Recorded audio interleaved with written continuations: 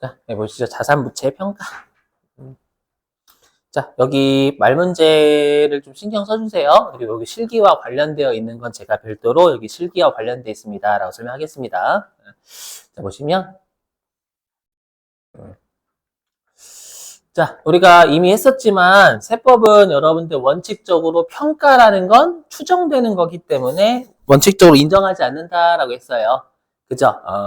우리는 근데 원칙을 외우시는 게 아니라 당연히 예외를 외우셔야 됩니다. 말 문제. 첫 번째. 자, 일단 반가로 1번의 평가증. 평가증은 평가 이익을 세법에서는 평가증이라고도 해요.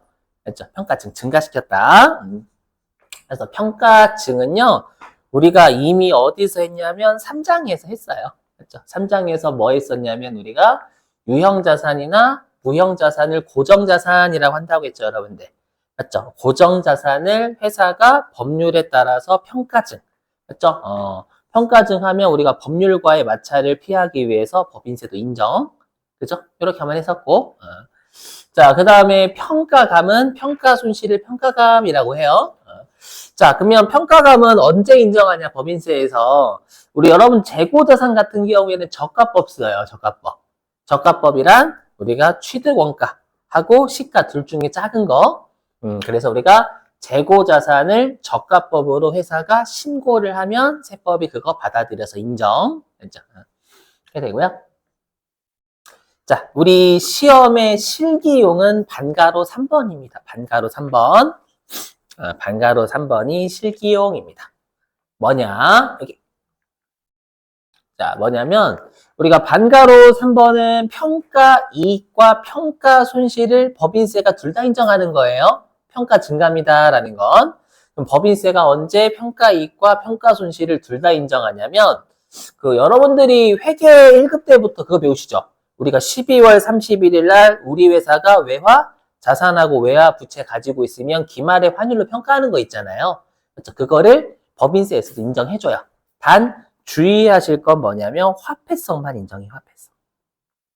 화폐성, 외화자산, 부채만 인정을 일단 해줘요. 그럼 우리가 화폐성의 반대는 뭘까요, 여러분들? 비화폐성이 되겠죠. 우리가 이제 여기에 보시면 아시겠지만 선급금하고 선수금은 X다라고 되어 있는 걸로 봐서는 선급금하고 선수금은 비화폐성이거든요. 그러면 왜 선급금하고 선수금이 비화폐성인지 잠깐 설명할게요. 뭐냐면 여러분들 선급금하고 선수금은 나중에 내가 상대방한테 돈으로 받아요? 아니면 물건이나 서비스를 받아요? 계약금 여러분들이 주시면 상대방이 돈 줘요? 아니면 물건이나 용역을 줘요? 물건이나 용역을 주잖아요. 맞죠? 근데 만약에 여러분들이 돈을 빌려주면 친구가 물건 줄까? 이래요? 아니잖아요. 돈으로 주죠. 그러니까 우리가 이 화폐성, 비화폐성 따질 때는요. 해당 자산이나 부채 계정 과목이 나중에 돈으로 주고받는 놈이냐 물건으로 주고받는 놈이냐에 따라서 화폐성, 비화폐성 이렇게 나누는 거예요. 무슨 말인지 이해되시겠어요? 그래서 대표적인 선급금하고 선수금이 비화폐성이거든요. 했죠. 그래서 조심하실 게 뭐냐. 아마 여러분들이 회계 1급 때 평가할 때 뭐 외상 매출금, 뭐 외상 매입금, 뭐 단기 차입금 이런 것들만 평가했지 선급금하고 선수금을 평가한 적 없을걸요, 분명히. 맞죠? 왜냐하면 비화폐성이라서 그래요. 그걸 한두 번 출제했어요. 회계에서도. 마찬가지예요. 회계에서도 선급금하고 선수금 나오면 평가하면 안 돼요. 회계도 원래 비화폐성 자산이나 부채는 평가 안 해요. 그렇죠? 그래서 개 나오면 개 무시하셔야 돼요. 법인세도 그렇고 재무회계도 그렇고 평가하면 안 됩니다. 절대. 자, 됐고요. 그 다음에 이제 여러분들이 회계 1급 때 배우실 땐 그냥 기말의 환율이 달러당 얼마다 이렇게 주죠. 법인세는 외우셔야 돼요. 뭐냐면 법인세는 당연히 이 환율을 법인세법상 환율만 인정해요.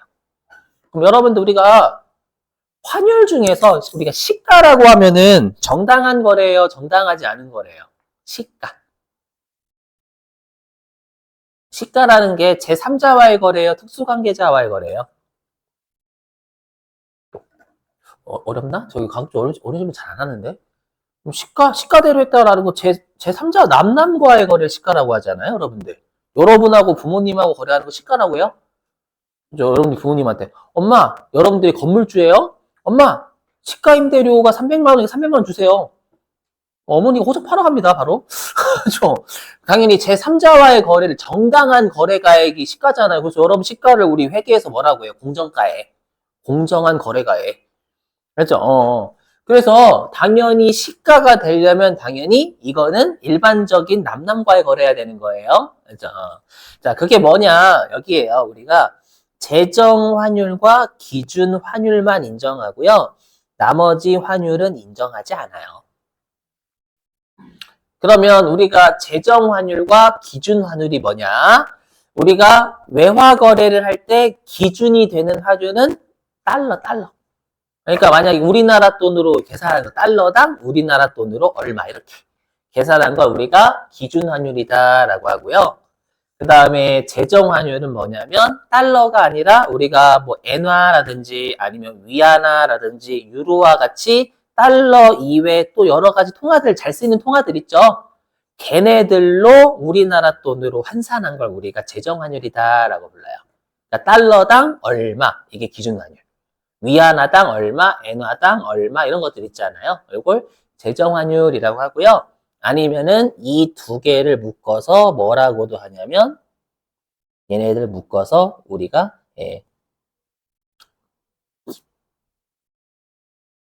매매 기준율이라고 해요. 상대방 우리가 수출이나 수입할 때 사고 파는 기준율. 이 두 개만 인정하고 나머지 환율은 절대 인정하지 않습니다. 법인세에서는 아셨죠? 꼭 기억하셔야 돼요.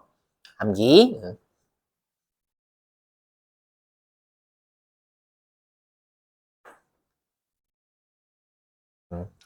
자, 그래서 요거 실기용이니까 반드시 대비하시고, 아까 마지막에 불러드렸던 뭐 우리 좀 회차 많았던 거 있잖아요. 몇 대째 외화 머시기 그쪽에 써요 이게. 자, 그 다음에 여기 반가로 4번 감액 손실은 뭐냐면 우리가 손상차손 얘기해요. 손상차손. 그럼 손상차손이 뭐냐면 시가가 떨어지는 게 어떤 사건이 발생해서 떨어진 걸 우리가 손상이 발생했다라고 불러요.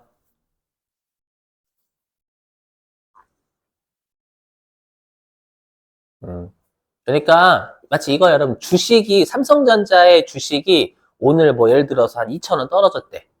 그렇죠? 그건 그냥 평가 손실인 거예요. 그렇죠? 뭐 삼성전자가 뭐 어떤 사건이 나서 그런 게 아니라 그냥 떨어진 거잖아요. 근데 만약에 이럴 일은 없겠지만 삼성전자가 부도났대요. 그래서 시가가 떨어지면 그건 손상이 발생했다라고 해요. 아셨죠? 그러니까 어떠한 특수한 사건으로 인해서 시가가 푹 떨어지는 거 우리가 손상이 발생했다라고 회계에서 해요.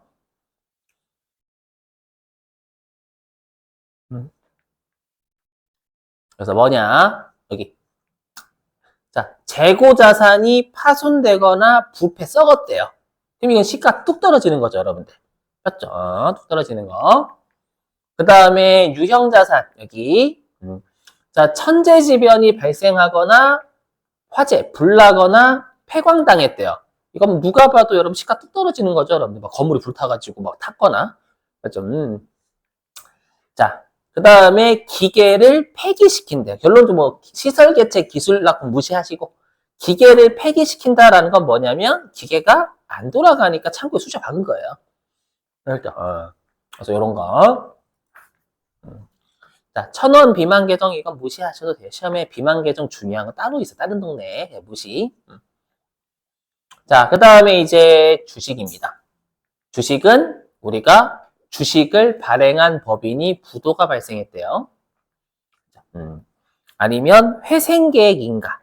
혹시 여러분들 최근에 그 들어보셨어요? 그 위니아인가? 위니아 그 김치 있잖아요. 뭔지 아시죠? 그 김치 냉장고 괜찮잖아요. 그 가전으로 유명한 데 있죠. 거기가 이제 제가 알기로는 부도난 걸로 알고 있어요.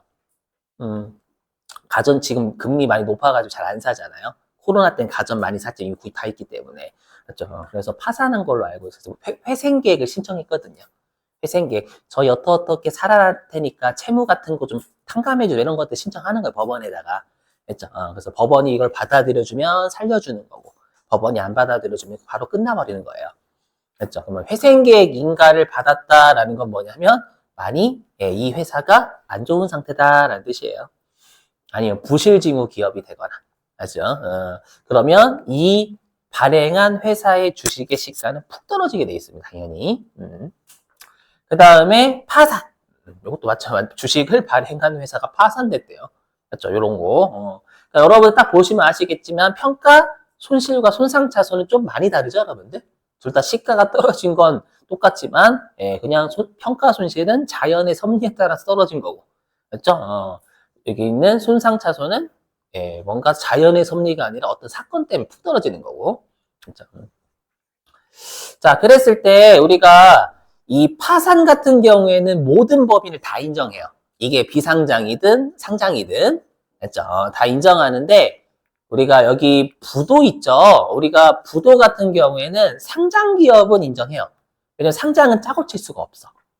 그렇죠? 상장 시장이 있잖아요, 여러분들. 짜고 칠 수가 없는데 비상장 같은 경우에는 짜고 칠 수가 있어요. 그래서 그 주식을 발행한 비상장 법인은 특수관계자가 아니어야 돼요.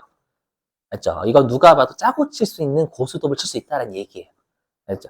그래서 상장은 특수이든 특수가 아니든 짜고 칠 수가 없어요. 무조건 거래 금액대로 해야 되거든요. 지금 가격으로. 알죠? 이렇게.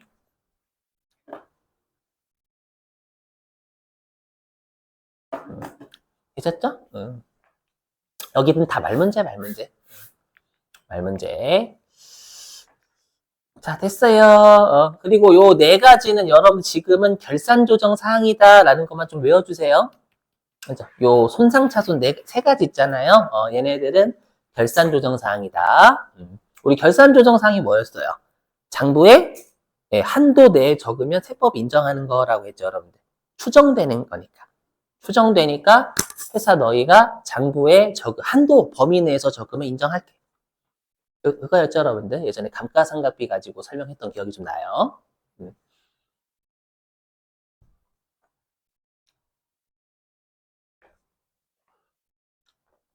그래서 여기서는 여러분들이 평가 증감은 실기용이고 나머지는 다 이론용입니다. 여러분 아셨죠? 자, 넘어가고요.